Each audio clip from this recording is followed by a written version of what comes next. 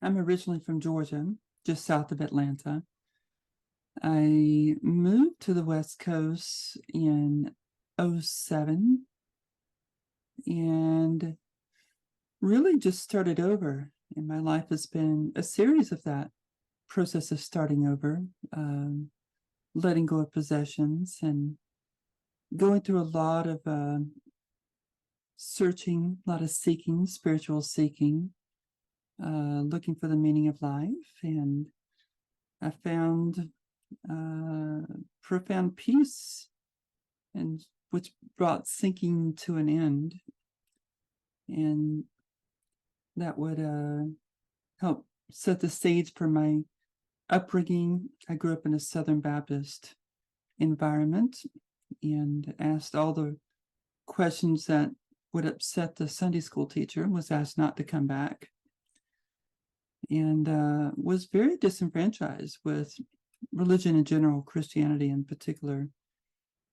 And since then, I've come back full circle to appreciating all of the different teachings and traditions, recognizing that ultimately they're just in their own way talking about love and pathways to love. Can you tell us a little bit about the work that you do? What is it? What are you bringing to this team? What is the work, the skill set that you have, uh, and the communities that you engage with?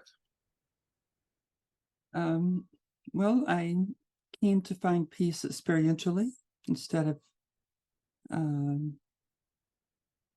through a tradition of having a teacher and being a student. I came to it experientially and finding that all of life is teaching us something.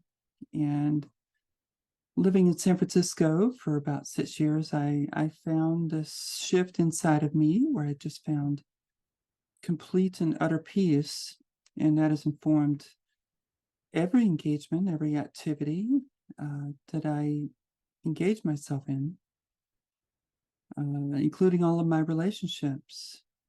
And that's been an interesting process of talking about peace from a perspective of knowing or understanding or experience.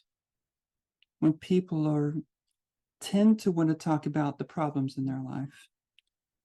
And so I've had to go through this process of maturity to talk about what is instead of the story.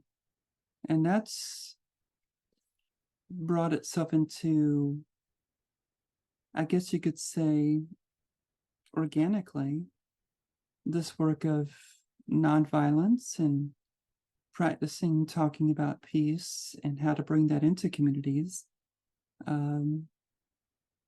ways in which to elaborate, because oftentimes peace and love requires elaboration, and carving out pathways to find peace for oneself. And so predominantly my work is within the LGBT community, being that I'm part of that community, and addressing a lot of fears that have come up over the years regarding laws that have been reversed or laws that are specifically meant to exclude a certain section of our population. And so a lot of my work is about those dialogues around what does that mean to feel excluded, and how do you find peace in this landscape of not being included or not feeling included.